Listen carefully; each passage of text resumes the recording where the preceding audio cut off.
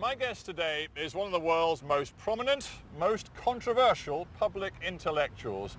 Noam Chomsky, the internationally renowned professor of linguistics, published his first critique of American politics and foreign policy 40 years ago. Back then, he was fired up by the war in Vietnam. Today, he is still raging against America's malign influence. The world has changed a lot in 40 years. Has Noam Chomsky changed too?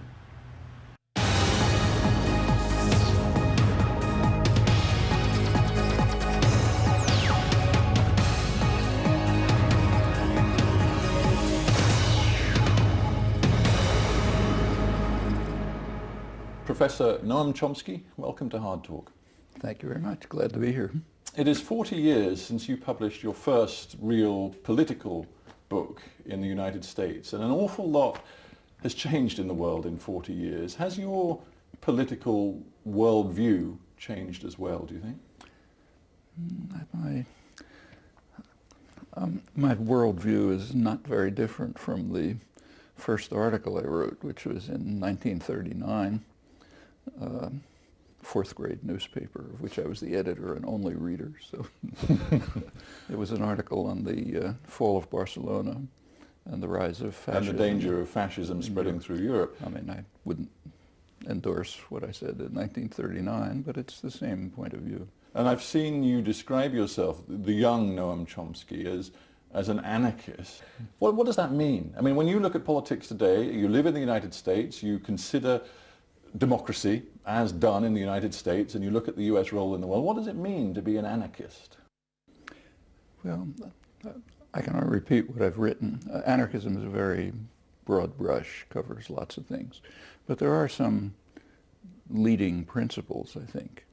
The main one is that is a skeptical attitude towards authority and domination, and the recognition that any form of domination, hierarchy, control has a burden of proof. It's not self-justifying. It has to demonstrate that it's legitimate, just as any use of force or coercion does. And it therefore deserves to be challenged.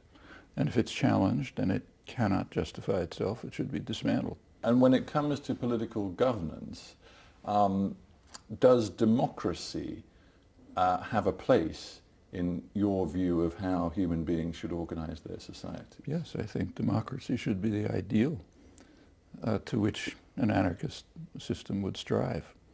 And in fact, its critique of contemporary systems would be that they deviate so radically from any acceptable notion of democracy. Would you say, here in 2009 with Barack Obama, President of the United States, that America has a surprisingly resilient, functional democracy? On the other hand, I would say that the Obama election reveals, even more dramatically than in the past often, how deeply flawed the democratic system is, and in fact was designed to be flawed, and pretty much the way it is flawed. Why do you say that the election of Obama makes that even more obvious? Well, why did Obama win? There are basically two reasons. One, he had enormous support from the financial institutions. That's the core of his funding. And the financial institutions are by now the essential element of the economy since the financialization of the economy in the 1970s. Well, if I may, let me stop you there, because you've chosen to begin by talking about the financing of Obama's politics. But Obama raised money in a completely different way from any politician in America before. I looked at the figures, something like $275 million of his campaign war chest came from donations of $200 or less. Well, this is Americans, ordinary Americans, yeah, 3 million of them. Well, first of all, one has to be very careful about evaluating those figures, but let's assume it to be true. It's like saying that the stock market is democratic because everyone has 3 stocks in a pension fund. Do you see Obama simply then as a tool, as a puppet of big business? Tool, it essentially shares the same values, I assume. I listen to you and I get the sense that you feel, frankly, that Obama really doesn't mean very much, signify much in terms of any change in America. But it's not just about Obama, because if one looks at the way American society works, the way information flows, things are very different from the way they were when you started to become a prominent political critic in the 1960s. I just think of the internet, of the way in which quote-unquote citizen journalism is changing the way in which information flows between people and power. Does this not matter? I think the internet is a wonderful tool. Does it affect power? Marginally. Well, surely it does, because you're famous for using Lippmann's quote about the media manufacturing consent and developing that idea. And to quote you, propaganda is to democracy what the bludgeon is to a totalitarian state. That's correct. But these things don't really work so easily. That idea seems less powerful when it's more diffuse. So the internet is a kind of a blunt instrument. It's a cult generator. Anybody can put up anything they think. That's nice. We're talking about the internet and whether it changes the nature of engagement between citizen and power. We got a host of questions put to us for you from viewers over the internet, and I'm going to put one to you now. It's from Philip Lindström in Sweden, and his question is this. Professor Chomsky, how important do you consider the internet will be as a tool of democracy and for democracy in the coming decades? He says, we've already seen content control and net censorship rising. Governments try to monitor in certain situations net traffic. He says, so are the golden years of whistleblowing and independent media online already behind us? I don't think they're behind us because they never happened. Never happened? I mean, there's some, and it's fine, but no more than when Dan Ellsberg released the Pentagon Papers, which happened to be practically 40 years ago. I've interviewed a lot of prominent writers and thinkers on this program from the left in the United States, and I'm thinking recently Studs Terkel, we went to Chicago to interview before his death. We've interviewed Gore Vidal, a lot of figures who have a very high profile and their voices are very well known, but it seems to me, and maybe you're in this category too, huge number of followers and supporters, but your views don't resonate on Main Street, mainstream America. Why is that? First of all, they don't resonate in National Public Radio, the New York Times, and so on. But if Main Street means the people of the country, when I go home at night, I'll have 20 invitations on email to come anywhere. I speak at community groups, immigrant groups, labor groups. I've spoken at West Point. I mean, there's a very large number of people. Be that as it may, I mean, my contention is this, that you would like to believe that the American public is more sort of left inclined than its leaders, its power system. But I would put to you that Americans are fundamentally a conservative people. I'm conservative too. In fact, I don't express my opinion. There's massive evidence on people's attitudes. And on social and political issues, it's rather consistently, both political parties are well to the right of the population. Healthcare is one example, but the same is true on international issues and so on. Maybe, if that's the case, and the public, you say, is behind many of the positions you hold, maybe the reason that the public isn't necessarily giving full voice to support for you is that they find it difficult to live with some of the things you say about the United States. And your critics say that you consistently exaggerate the crimes committed, as you call them, crimes committed by the United States, and you airbrush away the failings of America's enemies. And the facts are the opposite. I underestimate U.S. and British crimes, and I overestimate the crimes of enemies. Well, let's take an example. I mean, but let me go back to one statement. You said the reason the American people don't vote for my position, they don't have that option, even if they knew what it was. That's not one of the options.